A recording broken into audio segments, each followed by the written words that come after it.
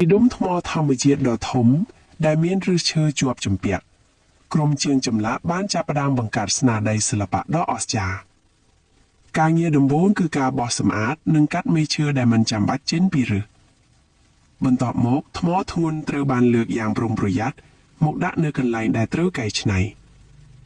ជាងចម្លាក់បានប្រើប្រាស់ឧបករណ៍ខួងនិងញញួរដើម្បីបំបែកថ្មជាផ្នែកៗដោយមានភាពប៉ិនប្រសប់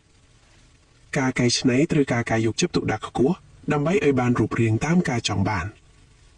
ជំហានបន្ទាប់គឺការខួងរស់ជុំវិញហើយបំបែកផ្នែកខ្លះនៃថ្មចេញដើម្បីបង្កើតជារូងភ្នំនិងចម្លាក់ផ្សេងៗដោយមានការច្នៃប្រឌិតខ្ពស់ថ្មត្រូវបានរចនាជារូបភ្នំដ៏ស្រស់ស្អាតជាងបានប្រើឧបករណ៍ចម្លាក់ល្អិតៗលុនដោយមានទឹកជួយកាត់បន្ថយកម្ដៅនិងធូលីដើម្បីឆ្លាក់ភ្នំស្ពាននិងផ្លូវឡើងពួកគេបានឆ្លាក់រូបផ្ទះតូចៗនិងស្ពានដ៏រស់រវើកព្រមទាំងរៀបចំផ្លូវទឹកឲ្យហូរចុះមកយ៉ាងមានសោភ័ណភាពក្រោយពីឆ្លាក់រួចរាល់ពួកគេបានធ្វើការពូលាផ្ទៃថ្មឲ្យរលោងនិងសម្អាតធូលីដីចេញពីស្នាដៃទាំងមូលចុងក្រោយទឹកត្រូវបានដាក់ឲ្យហូរហើយពន្លឺពណ៌ចម្រុះក៏ត្រូវបានបំពាក់បញ្ចេញសែងអប់បង្កើតបានជាទស្សនីយភាពដ៏ត្រជាក់ចិត្តស្នាដៃនេះគឺជារូបភ្នំសិប្បនិម្មិតដែលមានទឹកធ្លាក់ស្ពានផ្ទះតូចៗនិងឫសឈើធម្មជាតិធ្វើជាគ្រឹះ